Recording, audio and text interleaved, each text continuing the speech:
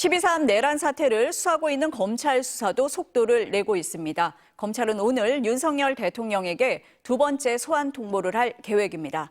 서울중앙지검에 나가 있는 취재 기자 연결하겠습니다. 박솔립 기자, 윤 대통령에 대한 2차 소환 통보 이루어졌습니까? 네, 검찰은 오늘 윤석열 대통령에게 2차 소환 통보를 한다는 방침인 것으로 전해졌습니다. 혐의는 내란 우두머리와 직권남용 권리행사 방해입니다. 검찰은 지난 11일 윤 대통령에게 일요일인 어제 오전 10시에 출석하라고 1차 소환 통보를 했습니다. 하지만 윤 대통령은 어제 검찰에 출석하지 않았습니다. 검찰은 오늘 윤 대통령을 내란의 우두머리로 적시한 출석 요구서를 다시 한번 보낼 방침입니다. 윤 대통령은 국헌문란을 목적으로 위헌위법한 포고령을 선포하고 국회와 중앙선관위에 군병력을 투입, 주요 인사를 체포하라고 지시한 혐의 등을 받습니다. 김용현 전 국방부 장관이나 계엄군과 경찰지휘부는 내란 중요 임무 종사자로 그 윗선인 윤 대통령은 우두머리로 내란죄를 구분해 적용한 겁니다. 검찰은 윤 대통령이 계속해 소환에 응하지 않으면 체포영장 청구도 검토 중인 것으로 전해졌습니다.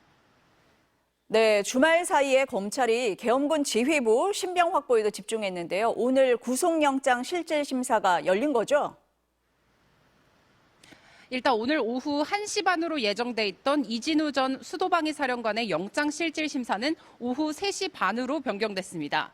그래서 잠시 후 이 전 사령관은 군사법원에 출석할 것으로 보입니다. 이 전 사령관은 계엄 당일 국회 봉쇄 등을 위한 계엄군 투입을 진두지휘한 인물입니다. 앞서 오전 10시쯤에는 곽종근 전 특수전 사령관이 구속영장 실질 심사에 출석했습니다. 사복 차림으로 출석한 곽 전 사령관은 어떤 점을 소명할 건지 등 취재진의 질문에 아무 말도 하지 않고 법원에 들어갔습니다. 곽 전 사령관은 국회와 중앙선관위에 병력 출동을 지시한 혐의를 받고 있습니다.